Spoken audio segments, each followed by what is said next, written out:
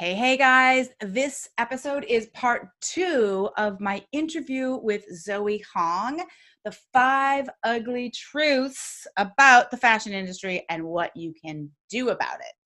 Normally in this show, we talk about marketing and sales. Today, we have a rock star interview with Zoe Hong talking about a little bit of dirt and a little bit of truth telling, a little bit of like, ooh, that stings, but it's honest about the fashion industry and working in the fashion industry. All right. If you missed the first part of the interview, I suggest you go listen to that. You'll find it at janehamill.com/Zoe Hong, ZoeHong. Let's roll with part 2, and I hope you enjoy. Number 4, it is about who you know. It's not what you know, but isn't all of life like that? It is. And, people have told me, a lot of my sort of fashion industry best practices video can be used for any kind of industry, because I have all kinds of my favorite is when kids are in med school. I guess they're not kids anymore. They're like all in their 20s, but people who are in med school, they like to come home and unwind to my videos. That's what they comment. They're like, oh yeah, I've been in class all day talking about kidneys and I just love listening to you talk. But I got to tell you, Zoe, it's not that different from my industry. And I've got computer programmers and doctors and lawyers and all kinds of people watching my channel. It's like some of these things are universal. And this is definitely one that is universal. It is about who you know. And the number one thing, and I'm not trying to defend nepotism. That's the word, right? I'm not trying to defend nepotism. I think nepotism is not great, but people do look at their circle. I do think that people look at their circle. Nepotism, I think, is when you give the job to someone who's not qualified just because you know them. Yeah. But I think that people will look to people they know who do have a certain skill set before they look past that, because job hunting is so much work and trying to fill positions is so much work, and it's so expensive for companies too that they will just, and people email me constantly because they trust what I say online. And so they'll say things like, do you know someone who does this? Yes. Oh my God. And because it's a constant, I need to find someone I can trust. People lie all the time. Can I believe this resume? But if someone I respect tells me that this person can do this, I'd rather go there. And it's just human nature. Yeah. And we can hate it, but that is what it is. More people. I know, that whole networking thing. I have a video coming up all about networking pretty soon, but it is about who you know. But it doesn't have to be before. It's about who you know, but is it in some way, it's just kind of like the lazy man's way of doing business. Like, it's easier for me if I say, oh, I got to do this. Let me just call her, instead of open up a search. It's lazy, but it's easier. Yeah, I think you're right. I don't think it's necessarily always a bad thing, but if you don't know anyone and you're not out there, then it's gonna be harder. Yeah, it's not super cut and dried, because there's going to be so many things that are difficult. Like if I'm trying to staff a company and I know a really good tech designer, I'm not going to try to staff that role. I'm just going to turn to the person I know who's a really good tech designer and be like, do you want this? And then let's say I don't know any pattern makers, and then I'm going to invest my time looking for a really good pattern maker. Yeah. And reserve my research hours in that. So yeah, you do need to get out there. And I tell people that they do need a social media presence that is not photos of them getting drunk with their friends. And I mean, people send in these kind of requests for me to follow them and look at their stuff. But there's all this there's artwork, and then there's 3/4 nude selfies, and they're it's no. You just gotta separate them. Let's show a little constraint. And people are like, but it's fashion. I'm like, No. When you have a beautiful fashion layout with a model and sexy lighting, and they've got a cool accessory on, that's fashion. You standing in front of your closet mirror trying to be cute with duck face is not fashion. Okay? Duck face? What is that? What the hell is that? How do they even learn that? Yeah, what is that? I just missed that memo. I mean, I'm just a little too old to get that going on. But I see the girls do it, and I'm like, who taught you to do that, sister? Like, you just knew it from birth? Like, how does that work? They're trying to make their lips look bigger by just... I did a runway show once where I literally, you know, when you put runway directions on a poster for your models, there is one where I literally wrote, no duck face. No. You know what? I wrote no freaking duck face. I was like so mad. I was like, none of this business. Because when I was doing my casting, these girls are like doing their walks and they're just like, oh, Lord. And I'm like, no. Can you just act like a normal person walking down the street, please? Like, no, you need to be really angry if you're going to be a good model. Very, very angry. Very, very, very angry. Very angry. All right, so we got okay, the ugly truth everyone copies. Ouch. How you look matters. You don't get to be as creative as you think you might going into this business. Who you know makes a difference. What's the last of the underbelly? I'm sure we could go on forever. And then we could talk about the good things too. But today we're just focusing on, yeah. There are tons of good things about fashion. I just feel the need to talk about some of the underbelly so that I can prepare my students going into it with solutions. I'm always about presenting a problem and presenting a solution. Mm-hmm. So people are prepared. So when they say like, well, Zoe, I'm ugly. What do you want me to do about that? I'm like, create a look, you know? So the fifth one is fashion is one of the most wasteful industries in the world. And if you are not doing research into making your brand more sustainable, if you are not researching more sustainable materials for your school projects, I mean, you're already behind because this is not green marketing. This is not greenwashing. This is not a trend. This is where fashion is going. This is where fashion needs to push even further. And people are always asking, how do I differentiate myself from everyone else? And it's like, this is definitely one way because not everyone is there yet, but they need to be. They need to be. And there are so many ways you can be a much more sustainable brand. And just pick one and start. So what would be something simple? Like, let's say you were me and you had, pretty small business, but a decent, but a small business. What would be the first thing you'd probably start to do to be more sustainable? Start researching materials. So just this past week, I did a video on this sourcing company called Digitair. Mm-hmm. That's Digifair. And Digitair is really cool because they're not like a fabric online store where you sift through all these swatches and try to figure out what to order. You post these things called demands. And in your demand, it's like a post where you just ask for what you need exactly. So you can post like, I'm looking for organic linen in these colors, and you must be able to ship to the US. And this is the price per yard that I'm looking for. And you can post all these things in your demand, get as specific as you need, and then you put it out there, and the algorithm of Digitair's tech matches you up with one of their 5,000 suppliers, or actually several. Like different suppliers will get the ping that there is a demand that matches their offerings. Mm-hmm. And so if they look at your demand, see that that's something that they sell, then they will contact you and say, I have what you need. And sometimes you will have multiple conversations with multiple suppliers, and so you get to pick. And in your demand, you can request a specific certification.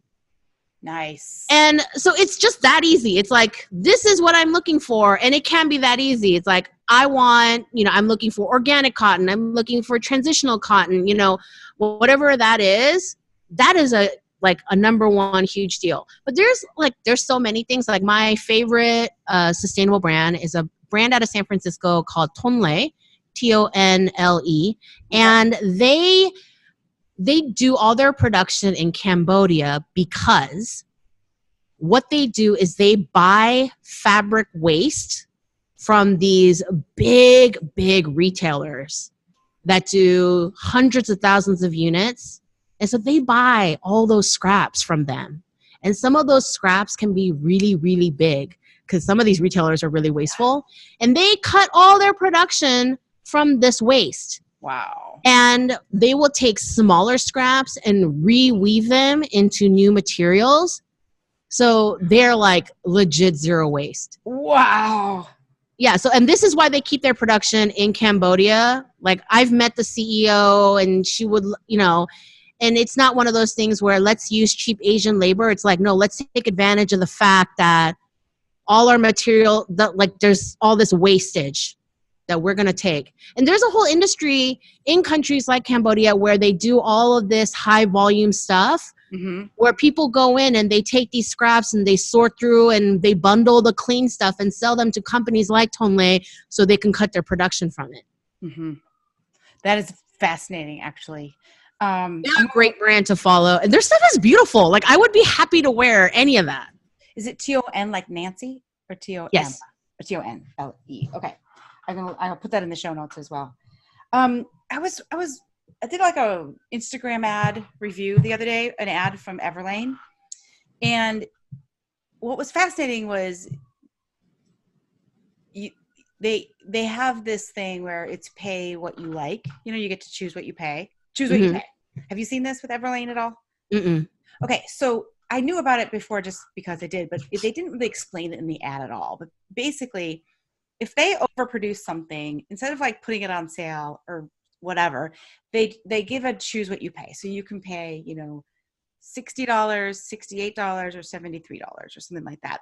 And they kind of show you if you pay more, everyone's getting a super fair wage and everyone's getting happy. If you choose the $60 price, they're still getting paid and it's fine. It's just not as good. Like whatever, they give you like these options of what to pay. But the ad didn't really explain it at all. It didn't explain the practice behind it. And the people in the comments were who would ever pay the higher price? Like they didn't understand at all. So distrustful, so not of a mindset of sustainability the way Everlane is. They're like, it's called a sale, people. Like it was just really interesting to see how, like you said, we're not all there yet, but that's where this is going and you should get on board now, right? But I felt kind of bad. Well, number one, Everlane needed to explain their situation. They can't just have an ad that says, choose what you pay. No one's going to get it. They didn't know what to do. But the people who didn't get it, they were absolutely not going for this. Like, this makes no sense. Who would ever pay extra? Because their mindset is just not on a global perspective like that, a world, Earth perspective. It's really interesting. They're used to fast fashion prices, and when they don't get them, they don't understand them because they think that because fast fashion exists, that if you can get a $12 tote bag, then why would you spend more? Right. Why, if this company can make a $12 tote bag, why can't you make a $12 tote bag in your style? And that's the thinking. And there's like a 0.5% of my brain where that makes sense. It's like, oh yeah, this company, but that's because they don't understand volume and slave labor. And like, they don't have that transparency. And it is our responsibility throughout the fashion industry to develop a relationship with our consumers and to educate them on why their clothes cost what it does. Mm-hmm. There's this company that I recently saw where they were making tote bags out of billboard fabric. Wow. Like once the billboard was done doing their thing, they would take it down, wash it as best they could, and cut that fabric and make it into tote bags instead of the billboards going into a landfill. And these tote bags were lined. It had zippers, it had pockets, and people, and I was reading the comments, and people were saying, why would I spend $40 on a tote bag? And it was like, I was like, I gotta stop reading these.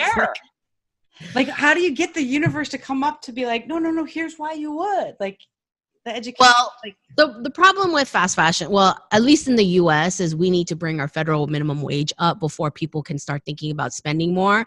Because when you're at a poverty level, and I'm not saying like true poverty, I'm just saying like at a certain level of spending limits, and you do want a cute thing to wear on occasion, but this is your life and this is your income, like you just get angry about spending more. And that's what you need to solve, that before you can say things like, yeah, spend $60 on this thing. Like, it's a whole it's a mess. But what we can do is to be transparent about why we charge things, because sustainable things do tend to be more expensive. And also, for many of us, sustainable also means ethical in terms of fair trade, fair labor, which means, those labor costs are going to be more expensive. And H&M recently did this thing, and I think they did it. Their heart was in the right place maybe, but they executed it poorly. They did this thing where they were going to put in a label, how you get these clothes and they have like a bunch of labels towards the hem where it tells you how to wash something and what country it's from, etc. As part of that labeling, they were going to put the name of all of their supply chain and the factories they were sourcing things from. And I understand that that is their attempt at transparency, but how many people do you think are going to read that label and jump on Google and write out these factories and see whether they are employing children or not? It's lip service. This label is lip service. It's also just more materials that are being wasted because no one's looking at that. People are barely reading the fiber content. I told a student the other day, it's like, you can find the fiber content on the label in the hem of your dress. And they're like, you can? Oh my God. Like, because people even interested in fashion are not reading those labels. What makes you think that they're going to like actually look it up? What you should be doing is having it on your website and having the proper links to your supply chain if you are interested in that kind of transparency. Yeah. And being like, this is where we're getting our cotton. This is where we're getting things cut. Like, it's a tricky one because I probably know more than the average person about it just from my job and talking with people like you, but I'm still not like super up to speed on things. And I was talking to a friend the other day. She's a doctor, and I'm saying that so it implies that she has money. Okay. I know she can afford lots of things. And I said, oh, you have that's a pretty color you have on. She goes, oh my gosh, I got these undershirts or whatever, these, layering pieces, $9 a piece at Costco. You want me to grab you a couple? And I was like, no, I'm good. And she's like, oh, you don't like it? I go, no, I think you look great. What's wrong with it? Like, I was like, nothing. And so she kept saying, why don't you want me to get you these 2 shirts for $18, and I was like, I don't want to buy $9 shirts. And she's like, why not? What's wrong with it? It's not like, so I wanted to explain why I don't want to buy that without being preachy. And by the end of me explaining like, well, yes, there's volume, so the price goes down, but there's also a lot of other stuff that might be happening that I don't know. And so I'm good. I don't want to buy that type of product right now if I can avoid it. And by the end, she's like, oh, I didn't know that. Why didn't you ever tell me? I won't buy them again either. But she had no idea what I was talking about, Yes, it is our job. It is our responsibility to tell our consumers what is going on. And it's a balance between educating, but also not being like super pedantic and preachy about it. I don't want to be a preachy. People don't want that either. Yeah. But yeah, you do have to say things to, tell them, our shirts cost more than your latte because. Just thinking a shirt might want to cost more than a latte. I don't know about that. Yeah. Okay, let me run through this. So we got everybody copies. How you look matters. You don't get to be as creative as you might hope you could. It is who plays into play. Faux show. Fashion is one of the most wasteful industries out there, and we can all start doing our part. I also love what you said about like the future of fashion. The innovation is really from the materials and the technology and the fibers and all of it. I mean, there are like drapes that will like purify the air. Basically, there's like t-shirts that have vitamins in it. Like, there's so many crazy things going on right now. Did you see that documentary, The Next Black? No, I did not.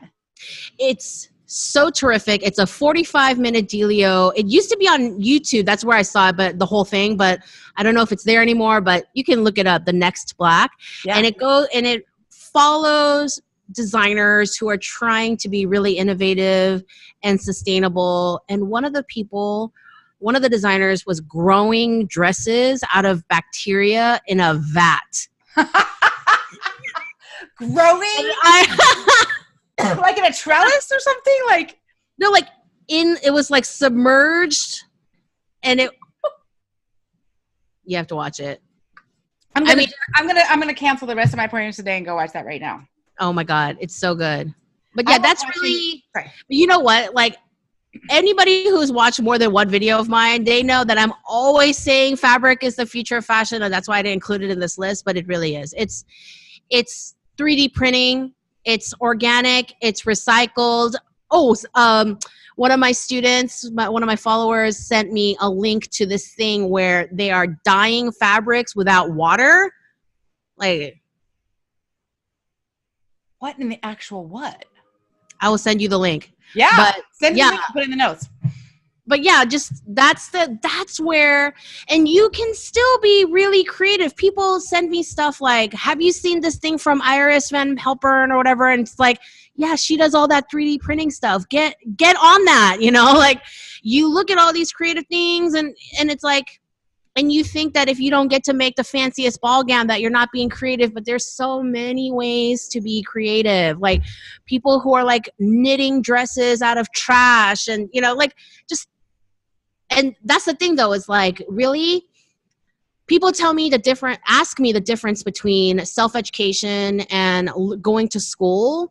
And one of the things that school can give you that it's hard to give yourself is those limits to push yourself as far as you can go. Mm-hmm. And it's kind of like when you go on a diet versus when you have a dietitian and a trainer who's like pushing you constantly. You can put these limits on yourself. And if you do have a really good like self-discipline, then you can figure it out. But when teachers say, you can't do this, you can't do that, you must do this and you must do that, and you are up at night cussing out your teachers in your head, and you are so mad and you are so sleep deprived and so over caffeinated, but you have to do it this particular way, it pushes your brain. It's like that last set of bicep curls that you did not want to do, and your personal trainer is hovering over you saying, I know you can, so go do it. It's kind of like that. It's like when you don't have that push, but the school, if you go to a good school, they will push you. They're like, no, these are the restrictions. You have to follow them. Let's see how creative you can be given these constraints. Which is kind of fun. It is. Yeah, that's like a creative problem solving. Like that's an exciting project. Yeah. But like you were saying today, that you can spend any amount and have any of this and all that. Like you said, anyone can be creative like that. But if you're creative in this constraint here, you come up with the right thing. That's real talent. That's really cool. Yeah, and it can be something as simple as it has to be cute, but it has to be, X number of dollars. It has to fit in this budget. This is our design budget. This is our fabric budget. Yeah. And like here's the woman's body. That's the other thing too. Oh. Yeah, right? Oh, no. You're not designing for that 23-year-old girl. You're designing for, That's a little different. Darts go in a little different place, don't they? Mm-hmm. Everyone wants to design for models. It's not how it works. Zoe, thank you so much for coming on the show. Super fun. Thank you for having me. This was great. If somebody wants to find you, we should send them where? zoehong.com. That is my website, and it has links to my YouTube channel, my Etsy store. You can sign up for my newsletter because I'm working on my book, and people who are signed up for my newsletter can find out about it first, all that good stuff. I want it. And what's your book going to be about?